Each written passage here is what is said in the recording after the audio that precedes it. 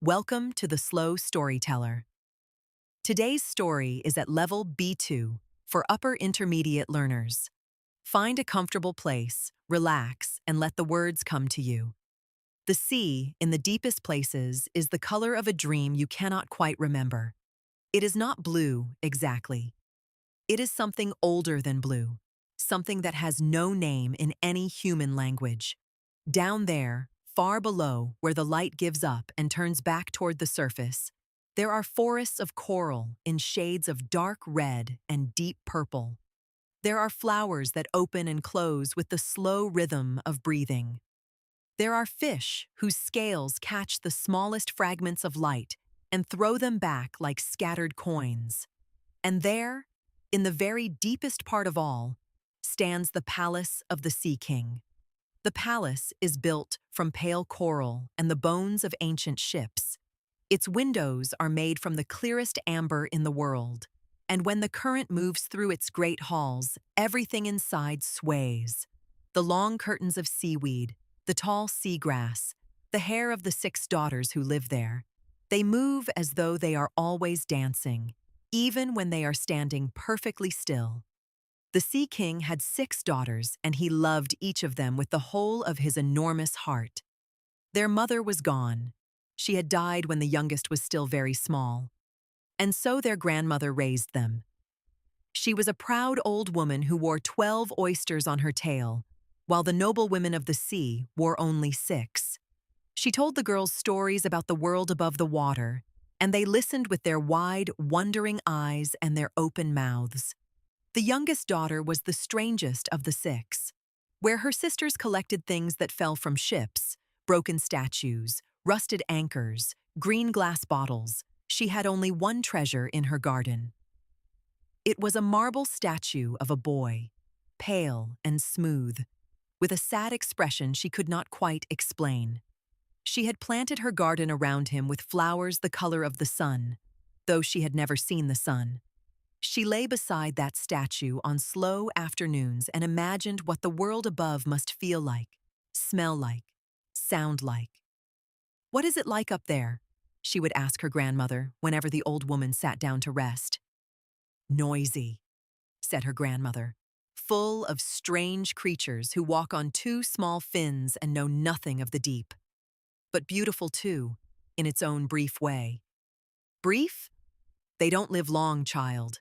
That is their great sadness, and also, I think, their great beauty." The youngest daughter turned this thought over in her mind like a smooth stone. She kept it with her, feeling its shape in the quiet hours. The rule in the palace was this: no daughter could swim up to the surface until she turned 15.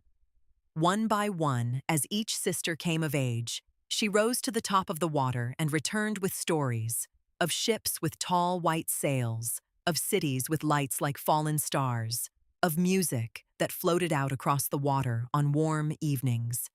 Each time a sister came back, the youngest listened and felt the longing in her chest grow heavier, like something filling slowly with water. She watched her sisters leave. She watched them return. She waited.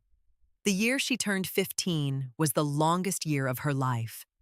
On the evening of her birthday, she kissed her grandmother's cool cheek, waved to her sisters who were gathered at the edge of the garden watching her go, and swam upward, upward through the darkening layers of sea, through cold water and then warmer water, through the place where light first appears as a thin silver line, and then upward further still until she broke the surface and gasped at the size of the sky.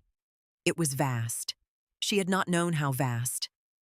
No one had told her that the world above had no ceiling, that it simply went on and on upward forever into something dark and full of cold, bright points of light. She floated on her back and looked up at the stars with her mouth open and her heart hammering. Then she heard the music. Not far off, a large ship sat on the water, strung with hundreds of colored lanterns. The light fell across the waves in long, shivering lines of red and gold and blue. From the deck of the ship, music rose into the night air, fiddles and drums and the sound of people laughing. She swam closer, just close enough to press herself to the hull of the ship and look through the lowest windows. Inside, there were people dancing. Their faces were flushed and happy. Their glasses were full of something golden. And there, at the center of all of it, the most beautiful person she had ever seen. He was young, not much older than she was. He had dark eyes and a wide, easy smile that seemed to include the whole room in its warmth. His hair was dark and a little disordered, as though he had been outside in the wind before the party began. When he laughed, the lines around his eyes deepened, and something in her chest pulled tightly, like a knot being drawn. She learned later that it was his birthday. He was a prince, and this was his celebration. She could not stop watching him. Then the storm came. It arrived quickly, the way the worst things do. First a change in the wind, then a low rolling sound from the distance. Then the sky split open with lightning and the sea rose up in great, dark hills of water. The ship lurched. The lanterns went out one by one. She could hear people screaming above the sound of the storm, and then a terrible cracking sound as the mast broke and fell. She dived under the water and came up again on the other side of the ship, searching. In the darkness and the churning waves, she saw him, the prince, struggling, his arms moving weakly now, his face going under and coming back up and going under again. She swam to him. She did not think about it. She swam to him the way you move toward the one light in a dark room, without deciding, without hesitating. She wrapped her arms around him and kept his head above the water. She held him all through the storm, while the waves threw them together and the rain beat down on them both, and he was limp and heavy and entirely unaware that anyone was holding him at all. By morning, the storm had passed. The sea was quiet again, pale and silver in the early light. She swam him to a beach she could see in the distance, a wide sandy bay sheltered by low green hills. She dragged him onto the sand and lay beside him for a long moment, looking at his face. His chest rose and fell slowly. He was alive. She stroked his wet hair back from his face, very gently, the way her grandmother used to do for her when she was small. Then she heard voices. Girls. Coming down the path from what appeared to be a temple on the hill above the beach. She slipped back into the water and watched from behind a rock as the girls found him, as they gathered around him, as one of them knelt down and took his hand. When he opened his eyes, he looked at that girl. He smiled at her, a confused, grateful, relieved smile, and the mermaid understood that he thought it was this girl who had saved him. She watched him walk away, leaning on the girl's arm, still unsteady, his bare feet leaving marks in the sand. She floated in the shallow water for a long time after they had gone, feeling something she had no name for, something that sat in the center of her chest and would not move. She dived down. She went back to the palace. She lay beside her marble statue and looked at its stone face in the dim light. And she thought about the weight of him in her arms, and the sound of his laugh through the ship's window, and the way he had looked at the girl on the beach. She could not sleep. She could not eat. She could not think about anything else at all. Days passed, then weeks. She lay in her garden and watched the light move through the water above her, and she thought. Her sisters noticed. They swam around her gently, bringing her things, a piece of colored glass, a silver button from a sunken coat, trying to cheer her without knowing what was wrong. She smiled at them and said nothing. It was her eldest sister who finally found out where the prince's palace was. She had heard the youngest ask one evening, heard the question hanging in the dark water, and she went looking without being asked. She came back and led her younger sister to the surface, to a bay not far from the beach where she had left him, and pointed to a building of white stone set high on a cliff above the water. There he was. She could just make out his shape on a long terrace that looked out over the sea. He was leaning on the railing, looking down at the water, his dark hair lifted slightly by the wind. She trod water and looked up at him for a long time. She began coming back every evening. She would swim to that bay and surface just far enough from the cliffs to see the terrace. And sometimes he was there, and sometimes he was not. And on the evenings when he was there, she stayed until the lights in the palace went out one by one. She watched the seasons of his life from a distance, his friends arriving on horseback, celebrations that lit the windows with warm light, quieter evenings when he sat alone with a book. She did not know his name. She only knew his face. Eventually, she could no longer bear the distance. The thought came to her slowly, then all at once, the way a tide comes in, that there was someone who might help, someone she had always been warned about. The sea witch lived in a part of the ocean where no one went willingly.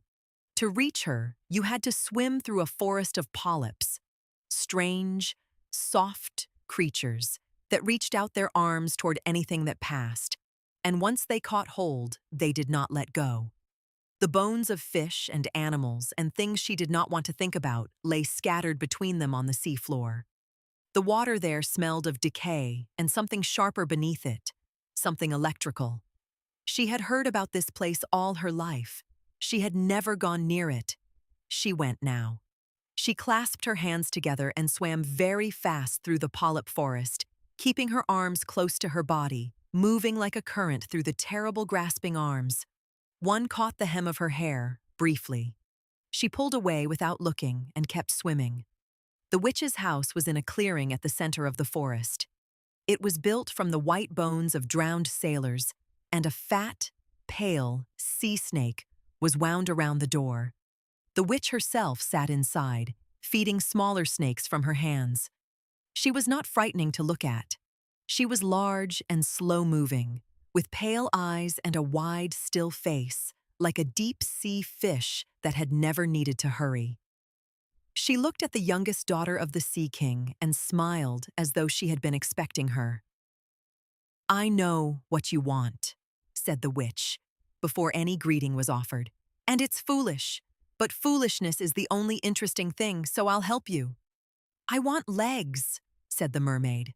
"I want to live among people. I want—" "You want him," said the witch simply. "Yes, I know. Sit down." She explained it clearly, the way someone explains a contract to a person who will sign it anyway.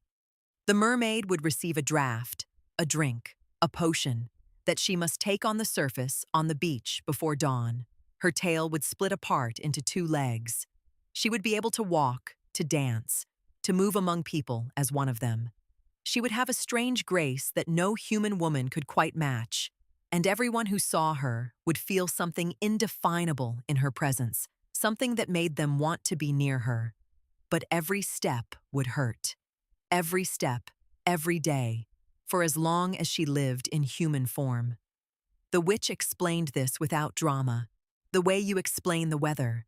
"It would feel like walking on blades," she said, "on the sharpest edges of broken glass, on the points of needles, and she would never stop feeling it."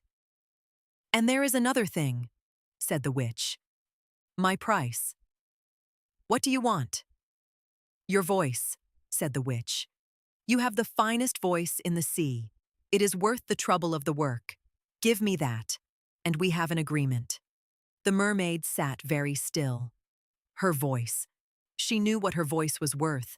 She had watched her sisters' faces when she sang, had seen how the fish gathered at the windows of the palace when she sat in the garden and let the sound out. It was the best thing she had. And without it, she would not be able to speak to him, could not tell him her name if she had one to give, could not explain what she was or where she had come from. "If you cannot win his love," the witch continued, "you will not become fully human. On the morning after he marries another, the first sunrise will end you. You will dissolve into the sea foam and cease to exist. No soul, no afterlife. Just nothing." The mermaid looked at the snake wound around the door. She looked at her own hands, the pale green tinge of her skin in this deep water, the slight webbing between her fingers. She thought about him leaning on the terrace railing, looking down at the sea he didn't know she was in. "Take it," she said. The witch moved quickly. She brought out a small knife, not for the mermaid, not yet. and made a cut in the air between them, and then she cut out the mermaid's tongue. It did not hurt as much as she expected. There was a pressure, a fullness, and then a sudden emptiness, like a room after the music stops. She held the small, severed thing in her palm for a moment before the witch took it. Her mouth tasted of copper. She was completely, perfectly silent. She had not understood until that moment how much noise she was always making, the small sounds of breathing and singing and thinking aloud. And now there was none. The witch placed the tongue in a carved shell and put it away. Then she took a long time making the potion, working with ingredients the mermaid could not identify, singing something low and rhythmless to herself. When it was finished, it sat in a small crystal vial that looked too small to contain anything significant. "Go before dawn," said the witch. "Don't hesitate on the beach. Drink it fast." She swam back through the polyp forest, holding the vial in her closed fist. She did not look back. She surfaced on the beach below the prince's palace while the sky was still dark. The stars were out. She could see them reflected in the shallow water around her, so that she seemed to be floating between two skies. She held the vial and looked at it for a long moment. Then she thought of his face. She drank it. The pain was extraordinary. She had expected something gradual, something that built slowly. Instead, it was all at once, as though everything from her waist downward was caught in fire. She opened her mouth and tried to make a sound, but there was nothing there, nothing at all, just air passing through an empty space. Her tail split. She felt it dividing, separating, reshaping, and she dragged herself up the wet sand until she was clear of the water and lay there panting, trembling, staring up at the lightening sky. When she looked down, she had legs. They were pale and strange-looking to her, thin and finless and oddly rigid. She pressed her fingers against her new knees and felt the solid structure of them. She pressed her palms against the cold, wet sand and very slowly, very carefully, pushed herself upright. Standing was a particular kind of agony. The soles of her feet, touching the ground, felt as though she were standing on upturned blades. She breathed through it, or tried to, still remembering how to do that without making sound. She took one step, then another. It was exactly as the witch had described it, and also somehow worse than the description, because descriptions of pain are never the thing itself. She walked 10 steps up the beach, her face completely still, her jaw clenched, her eyes fixed on the path that led up to the palace. Behind her, she left no tail track in the sand, only the marks of 2 narrow human feet, walking slowly upward. She was found on the stone steps of the palace just after sunrise. A servant woman found her first, a kind-faced woman with gray hair who made a small sound of alarm and called to the others, and then crouched down and wrapped something warm around her. The fabric felt strange, heavy and textured against her skin, which was used to nothing but water. She looked up at the woman and tried to smile, and the woman smiled back with a cautious, concerned expression. And then the prince came. He must have heard the commotion. He came down the steps with a frown on his face that disappeared when he saw her, replaced by something she could not name. He crouched down in front of her, studying her face, and she looked back at him with all the composure she could find. "Can you tell me your name?" he asked. "Do you speak?" She opened her mouth. She closed it again. She shook her head slowly. Something in his expression shifted, not with pity, exactly, but with a careful tenderness. "You can't speak," he said, more to himself than to her. He looked at her for another long moment. "You have very sad eyes," he said quietly, "like someone who has seen too much." She nearly laughed. She stopped herself. He brought her inside. He gave her clothes, which she struggled to put on behind a closed door, each step across the stone floor a small, private catastrophe. He gave her a place at his table. And she ate food for the first time. Bread, fruit, something sweet she could not identify, and found it strange and lovely. He introduced her to his household as a foundling, a girl he intended to keep close until her origins could be discovered. They became inseparable. She could not have explained it, and neither could he. He was drawn to her the way people are drawn to music they haven't heard before.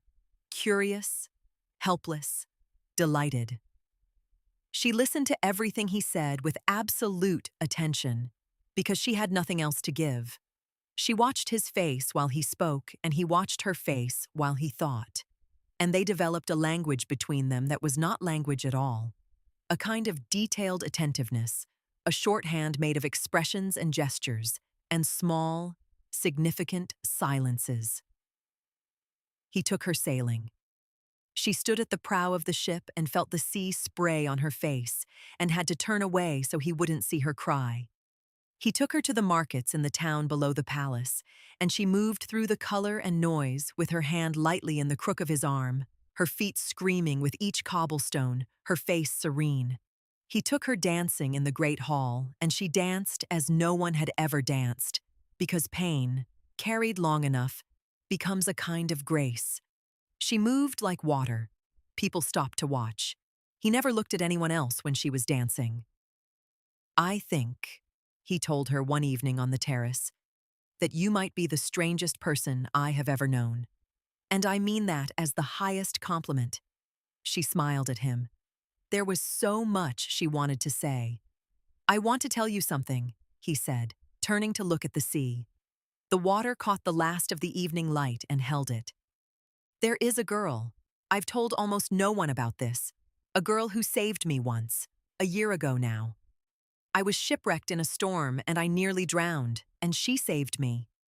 I never saw her face clearly. By the time I woke up, she was gone. But I think about her." He was quiet for a moment. She was very still beside him. "Sometimes I think I'm looking for her," he said, without meaning to. She wanted to tell him. She opened her mouth. She closed it. She looked at the sea. The months that followed were the best and worst of her existence. Best because of him. Because of the particular quality of his company, the warmth of it, the way he included her in every part of his life. He brought her into his work, into his conversations with advisors and scholars, into the small daily rituals that made up a life. She was present at the lighting of the evening lamps, at the morning meal, at the long, quiet hours when he sat and read. She was the first person he looked for when something delighted or troubled him.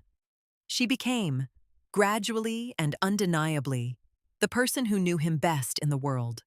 Worst, because of what he called her. He called her his little foundling, his dear silent friend.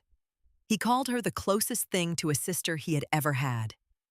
She carried that word, sister, the way you carry a stone in your shoe. She told herself it didn't matter. She told herself that being near him was enough. She told herself this on the stone floors of the palace, each step a burning, on the dance floors, on the cobblestones of the town, on every surface of this sharp and beautiful world she had chosen. Then the letters came from the neighboring kingdom. His parents had arranged, long ago before he had any say in it, a meeting with the princess of that kingdom. He was to visit. If all went well, there would be a marriage. He told her about it on the terrace, his voice careful and neutral. She watched his face. "Perhaps it won't suit," he said. "I've heard she is very devout, spends most of her time in a temple. I can't imagine we'll have much in common." But he came back changed. She saw it from the dock as his ship returned. Something different in the way he stood on the deck. Something lighter, almost unguarded. He came down the gangway and found her immediately in the gathered crowd, and his face broke into a smile, but it was a different kind of smile from the ones she knew. It was overwhelmed and slightly bewildered, the smile of a man who has had something happen to him that he didn't plan for. "Come and walk with me," he said, taking her hand. They walked along the shore, the water beside them, the sky full of early evening light. She was at a temple by the sea, he said, speaking quickly, the way people do when they're trying to hold something careful. And when I first saw her, I was almost sure. She looked so like the girl who saved me. I know that's foolish. I know it probably wasn't her. But the resemblance was so strong that He stopped walking. He looked at the sea. I think I love her, he said. I know that must seem sudden. She stood beside him and looked at the water. The waves came in and went out, steadily, without opinion. Will you be glad for me? He asked, turning to look at her. His eyes were very honest. He had always been very honest. It was one of the things she loved most about him, and in this moment, it was the thing she could least bear. She looked at him for a long time. She thought of the shipwreck. She thought of holding him in the water while the storm raged. She thought of the stone steps of the palace and her first terrible morning on land, and the months of burning steps and silent dinners and slow evenings on the terrace, and all the words she had never been able to say. Then she nodded. She smiled. It was a real smile. She was proud of that later. Not a performance of happiness, but a genuine gift of it, given freely, because she could not have done otherwise, because she loved him, and love, in its truest form, does not keep a record. The wedding was planned for the spring. She helped with the preparations. She sat with the palace seamstresses and pointed at fabrics and nodded and shook her head. And they took her opinion seriously because she had a kind of authority in her silence that commanded attention. She selected flowers, white ones, because white reminded her of sea foam, of the color of the deep water. She watched the palace fill with decorations and guests and the low hum of celebration, and she moved through it all in her usual way, gracefully, carefully, each step its small and private fire. The night before the wedding, she stood on the deck of the wedding ship, anchored in the bay, lit with lanterns exactly as his birthday ship had been the night she first saw him. And she looked at the water. It was very dark and very still. She could hear music from below the deck, and laughter and the clinking of glasses. She leaned over the railing and looked down at the sea, and for the first time since she had left it, she wanted to go back. Not because she regretted it. She was past regret. But because she was tired of the pain, tired of the silence, tired of being present in someone's life as a kind of footnote, a witness to his happiness rather than a part of it. She was tired in the way that only a person who has held something very heavy for a very long time understands. The water below was black and cold and very far down. She looked at it for a long time. Then she heard his voice behind her. There you are. He came and stood beside her at the railing. He was in his wedding clothes, white and dark blue, the palace colors. And he looked very beautiful and very happy. I wanted to find you before tomorrow, he said. To say, I know this change will be strange. I know things will be different. But you will always have a place here. You know that. She looked at him. You are the dearest friend I have ever had, he said. She put her hand on his for a moment, one brief press of her fingers against his. Then she let go. The wedding took place at noon on the deck of the ship, with the sea all around them and the sky a deep and cloudless blue. She stood among the guests. She wore the white dress she had chosen herself. Her feet burned with every small shift of her weight, but she stood still and upright and watched the ceremony with clear eyes. The princess was beautiful, genuinely beautiful, with a kind and serious face that was, she could see, worthy of him. They made their vows in clear voices. When he kissed his bride, a cheer went up from the crowd that scattered the seabirds from the rigging. She did not cheer, but she did not look away. That evening, when the celebration had quieted and the guests had gone to their cabins, and the lanterns burned low, she went up to the deck alone. The ship rocked gently. The sea was around her on all sides, enormous and indifferent. The stars were out again, the same stars she had seen on the night she first broke the surface and gasped at the size of the sky. They looked exactly the same. That seemed important somehow. She sat on the deck with her back against the railing and her feet stretched out before her, and she felt the pain of them as she always felt it, constant and familiar as breathing. And she thought that she would feel it exactly once more, tomorrow morning, and then never again. Because she knew what was coming. She had always known. The witch had told her clearly, on the morning after he marries another, the first sunrise will end you. She had a few hours left. She would spend them here, on the deck, under these stars, with the sea beneath her. She felt, against her expectation, almost peaceful. Then her sisters came. They rose from the water without warning. 5 pale faces at the side of the ship. 5 pairs of hands gripping the railing's lower rail. She moved quickly to the side and looked down at them. They looked terrible. Their hair was gone. All 5 of them. Their long hair shorn close to their skulls. Their faces drawn with grief. "We went to the sea witch," said the eldest. Her voice was tight and controlled. "We gave her our hair in exchange for this." She held up a knife. In the moonlight, it was very long and very bright. "She says," her voice broke. She pressed on. "She says that if you take this knife before dawn and use it on the prince, if his blood falls on your feet, your tail will return. You can come home. You can be what you were. You can live." They looked at her with their ruined heads and their enormous, desperate eyes. "Come home," said the youngest of the older sisters. "Please. Come home." She took the knife. It was heavier than she expected, which surprised her. She carried it below the deck and stood outside the door of the cabin where the prince slept with his new wife. She could hear the slow sound of 2 people sleeping. The deep, trusting sound of it. The sound of complete safety. She stood there for a long time with the knife in her hand. She thought about what she was, and what she had chosen, and why. She thought about the moment she had swum toward him in the storm. That instinct. That movement without thought or calculation. She thought about his voice saying, "I think about her." About the girl who had saved him, not knowing it was her, never knowing it was her. She thought about the months of burning steps and silent kindnesses, freely given, not for return, but because they were hers to give. She thought, if I use this knife, I am choosing my life over his. That is simple. That is not complicated. And then she thought, but I would not be me anymore. She stood there until the darkness began to thin at the edges. Until the porthole above her showed the first small change in the sky. Not quite light yet, but the end of full darkness.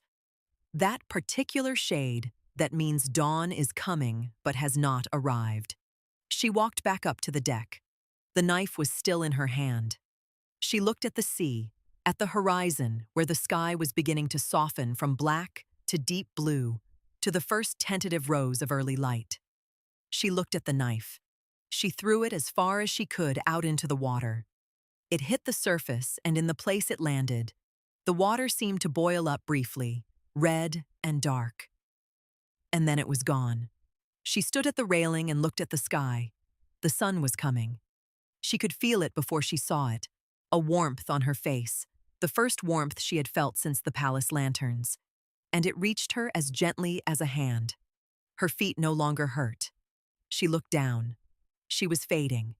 She could see through her own hands, the wood of the deck visible through her fingers, the grain of it, the knots in it. And she felt something she could only describe as lightning. Not fear, not grief, exactly. Something more like the feeling of setting down something very heavy, and the strange ache and relief of that together. She thought of the deep water, the dark red coral and the purple flowers and the light falling through in long, shifting beams.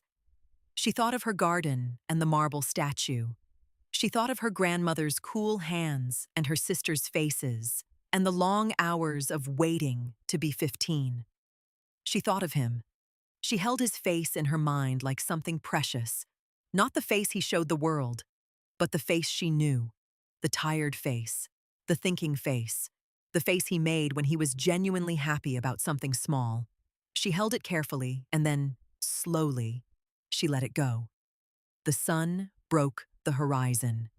She dissolved. It was not violent. That was what she had feared, perhaps. Something violent. But it was like stepping into water. She came apart gently, becoming lighter and lighter, rising rather than sinking. And the last thing she was aware of was the smell of the sea. That deep, clean, ancient smell. And then she was moving through the morning air in a way she didn't have words for. Because she had no words now, and no mouth to say them with, and no feet to burn, and no heavy, beautiful longing in her chest. She was air. She was light. She was the cold, transparent daughter of the morning, rising. She was not alone. There were others. She felt them around her the way you feel wind, not seeing it, but knowing it is there. Presences, shifting and light, moving through the air with a freedom she had never known in water or on land. She understood, without being told, what they were. Daughters of the air. Spirits of women who had loved and given and gone without bitterness, or if there had been bitterness, had chosen something larger than it. They were not exactly alive, and not exactly dead. They were something else, something in between, a category of being that the world above and the world below both lacked the vocabulary for. One of them came close to her. She felt it as a warmth, a gentle pressure, a kind of welcome. "You threw it away," said the presence. She didn't know how she understood. She had no ears anymore, no language. But she did understand, the way you understand things in dreams. "Yes," she said, in whatever way she was able to say anything now. "That was the knife, or something older than the knife," said the presence. "You had the chance to save yourself, and you chose not to." "It wasn't the choice I could make and still be myself," she said. There was a long pause, which in this form felt like the pause between a wave going out and a wave coming in. "That's what they all say," said the presence, and there was something warm in it, something that might have been laughter in another form. "Every single one of us says something like that." She understood that she was among her kind then, not mermaids, not humans. Something made of the consequence of choosing, the daughters of a specific and private courage. They moved through the days differently now, without time almost. Time as the deep sea has it, which is to say very slowly in long rhythmic movements rather than counted hours. They drifted through the air over oceans and coastlines and cities. They touched the faces of sleeping children and the old woman who sat alone by her window in the late afternoon. They moved through the sails of ships and the hair of people standing on cliff tops, looking out to sea. They had work, of a kind. Not work like the palace work or the kind she had watched the humans doing in the markets. Something quieter, a presence, a comfort, a lightening. You cannot be in the place where suffering is and not be changed by it.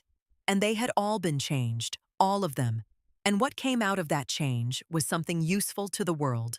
She returned sometimes to the coast near his palace. Not often, and not with any hunger in it. Just to see. She would move through the air above the terrace where they had stood together so many evenings and look down at the ordinary shape of his life continuing. He was happy. She could see that, even from this distance, even in this form. His wife was kind and steady, and they were well suited, and the palace in the years that followed took on the quality of a home that is genuinely inhabited. She felt glad, and she was surprised to find that she felt glad, genuinely, uncomplicated glad, and that there was no grief mixed into it, or very little. She had burned all her grief on those cobblestones, she thought. Step by step, day by day, she had used it up on the stone floors of a palace she had chosen to enter, for a love she had chosen to give. And what was left after that spending was something cleaner and more lasting. Once, only once, She drifted near him on the terrace, very close, on a warm evening when he was alone. He stood at the railing as he always had, looking out at the sea, and she felt his face lifted slightly into the evening breeze. He closed his eyes. Strange, he murmured to himself, to no one. Sometimes I feel... He didn't finish the sentence. He stayed with his eyes closed for a long moment. Something on his face, not quite recognition, not quite grief, something peaceful and unaccountable. He opened his eyes and looked out at the water. "Thank you," he said quietly. Whether he knew who he was speaking to or what, or whether he was speaking to the sea itself, she couldn't tell. Perhaps he couldn't either. She moved away through the evening air, rising, up past the line where birds fly and into the colder, cleaner air above. The sea was visible from there as one great shining surface, vast and ancient, the color of something older than blue. She could see all of it. The deep places where the coral grew in dark red and purple, the shallow places where the light reached bottom, the surface where both worlds met and became, briefly, the same. She rose higher still, into the thin, cold air where the stars begin before night arrives, and she felt the other daughters of the air around her, moving in their long, unhurried way. And she understood that she was not diminished. She was changed. She was different from everything she had been. The girl who had pressed her face against a ship's window to watch a prince laugh. The girl who had lain in a garden beside a marble statue and dreamed of sky. That girl was gone, dissolved with the sea foam into morning. But she was not gone. She was the quiet voice behind the wind. She was the inexplicable comfort that finds a person in their worst hour. She was the feeling a sailor gets when the sea goes calm after a long storm, that feeling of held, of not alone, of something passing over. She was the space between the wave going out and the wave coming in. She was exactly what love becomes when it lets go of everything it wanted and keeps giving anyway. That's the end of today's story. She had no name, and she asked for none. She had no voice, and she found other ways to speak. She had no happy ending in the usual sense, and yet, in the long patience of the air, she found something that the usual sense cannot contain. A kind of peace that only comes from giving everything, without keeping score. But before we go, what are the key words we learned today? Let's review the 10 most useful words from this story. 1. Longing, a deep, aching desire for something you cannot have. 2. Dissolve, to break apart slowly and disappear like salt in water. Composure, calm, controlled behavior in a difficult moment. 4. Potion, a magical liquid made to cause a specific effect. 5. Grace, smooth, beautiful ease of movement. Severed, cut away cleanly from something it was attached to. 7. Indifferent, showing no feeling or concern either way. Vow, a serious, formal promise, especially in a ceremony. 9. Tentative, slow and uncertain, not fully committed. 10. Unaccountable, impossible to explain or give a reason for. Thank you for listening to The Slow Storyteller. Slow stories, real English, every week. If today's story helped you, please subscribe so you don't miss next week's. Until then, keep listening, keep learning,